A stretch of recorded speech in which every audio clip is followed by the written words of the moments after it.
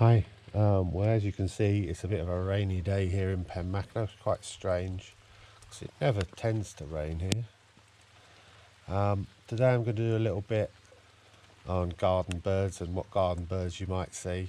I've put a worksheet up on Google Classroom with 20 different birds. And there's kind of different birds for each different habitat. There's ones you'll see in towns, ones you'll see by the coast, and ones you'll see in the country, kind of like this. But they kind of all overlap as well, so it'd be interesting to see how the areas compare into what kind of birds you see in the garden. As you can see, I've got a few feeders out in my garden, and that really helps to bring them in. It also helps me here that it's pretty peaceful here, apart from that chainsaw in the distance most of the time. The neighbours are dead quiet, as you can see. And I get a lot of different types of birds here: woodpeckers, nuthatches, siskins, finches, loads of different types. But I'm quite lucky, and it'd be interesting to see how many types you get in your gardens. Anyway, I'm going to run through the 20 different birds on video now, and yeah, hope you guys are well, and you can look through them and see what you have in your gardens.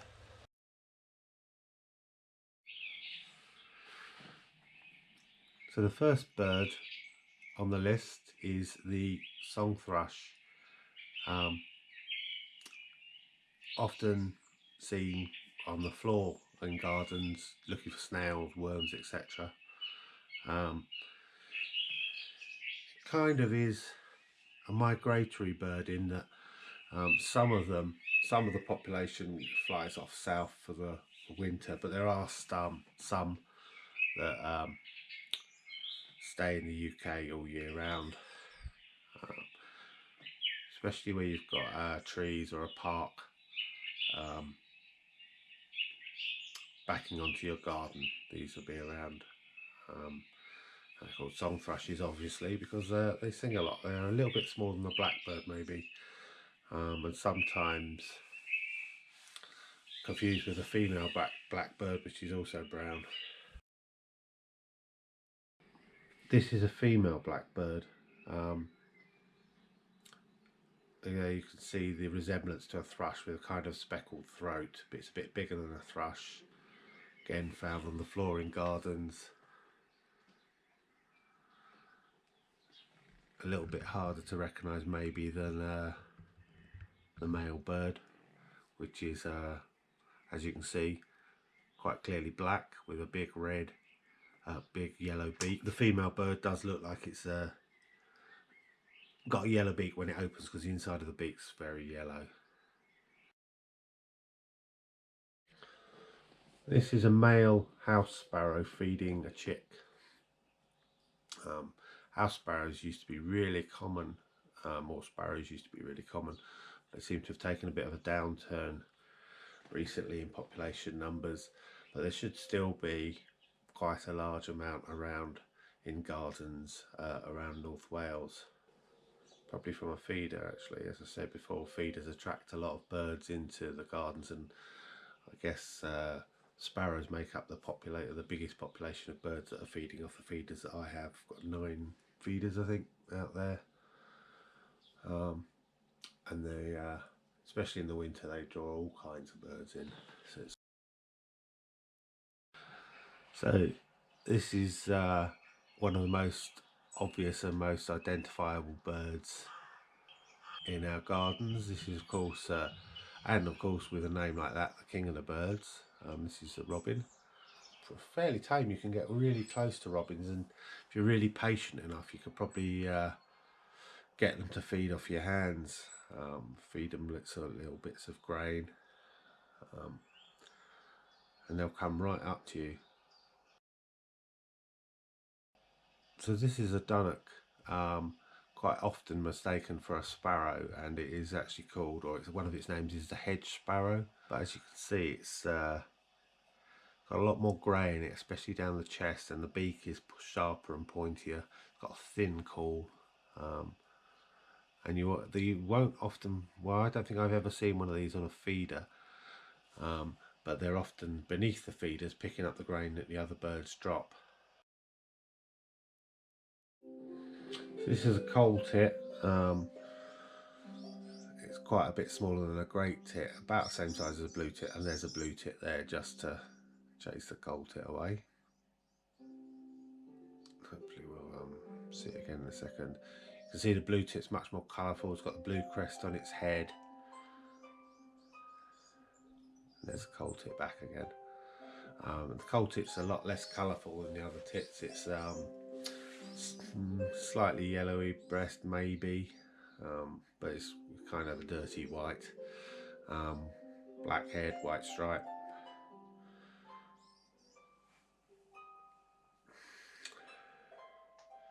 Quite a small bird. Again, less noticed maybe than the other ones, less colourful. This is a blue tit sitting on a rhododendron singing. Quite a weak song. It's quite a small bird as well. It's smaller than a sparrow, smaller than a great tit, about the same size as a coal tit.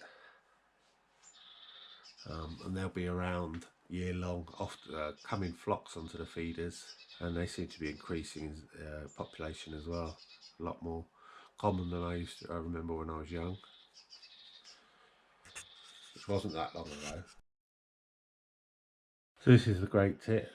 This is a big male bird, bigger again, as I said, than the blue tit or the coal tit or the long-tailed tit for that matter. Quite popular in the gardens again, quite prevalent in the gardens and on the feeders. So these are long-tailed tits. I hadn't seen any of these in my garden before until last year when 3 came, and now flocks of them come, loads of them come together. A very pretty bird. Not likely, I don't think, to see them in towns, but where you've got a garden backing onto a woodland, a lot more likely to see them. And called long-tailed tits obviously because the tail is much longer than that of the rest of the family. And you can get these into great big flocks. I think the most I've seen on mine now is 12 or 13 birds. So these are jackdaws. They're a member of the crow family. A lot of people just call all these kind of looking birds crows. But these are slightly smaller and smaller beaks. They've got that kind of grey hood, grey back wings as well, with the black face and the white eye. These tend to group in great big groups of birds. Quite noisy, they're very intelligent birds as well. Quite a few people have these birds as pets too.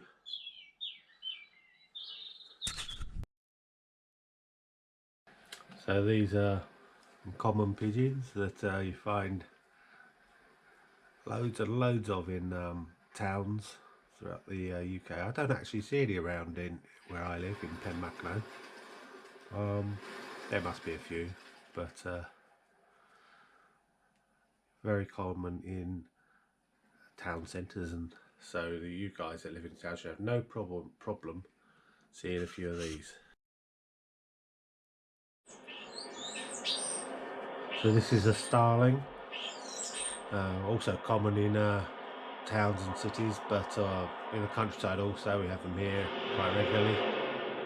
And also these are the birds that you see in great big murmurations. Yeah, these are murmurations of starlings, great big groups where they fly around in big flocks swirling, which is basically done to avoid predators. So they gather together, kind of autumn, before they fly off, and produce these great shapes in the sky. So these are siskins, very yellow bird. Get them a lot on the feeders, like the grain. nearly like a canary, aren't they? Very bright bird. Again, not sure how many of these you'll see in town, but so these are goldfinches. We're on to the finches now. Another very colourful bird that likes to flock a lot and come to the feeders in flocks.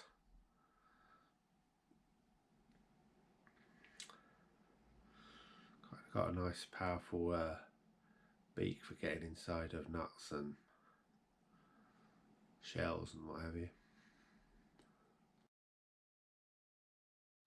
So this is the male chaffinch. Again, more colourful than the female. Often has a band around its face, looks like a robber's mask across its eyes.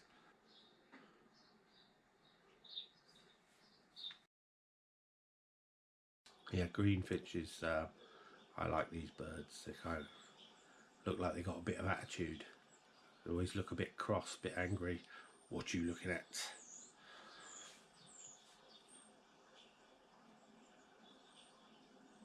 And they've got quite big, powerful beaks as well. Yeah, that one was angry. Get off my birdseed.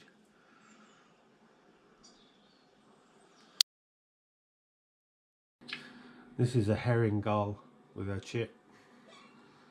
There's just one. There's another. These are the ones that you quite often have in town centres and blame for nicking your chips. There's three now. I always think these are like the apex of bird evolution. They adapt so well to like so many situations. They scavenge, hunt. They're amazing flying birds.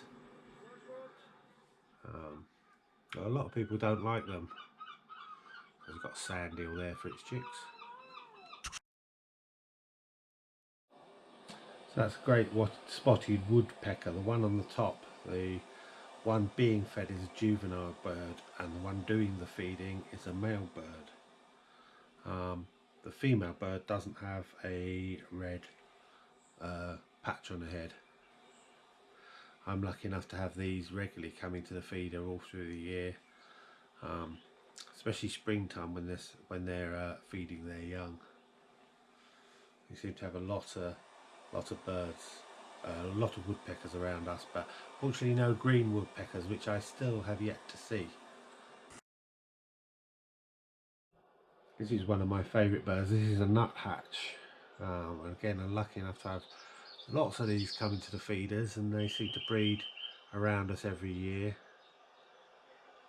They're the ones that you see running down a tree, looking for grubs and insects in the bark. The ones that you see running up a tree will be a tree creeper. The tree creepers are a lot smaller and not as colourful, but a beautiful bird.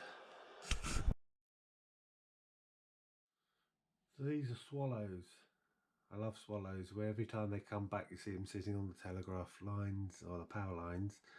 You know it's the beginning of summer, and then when they leave at the end of summer, in autumn, you know that winter's not far away.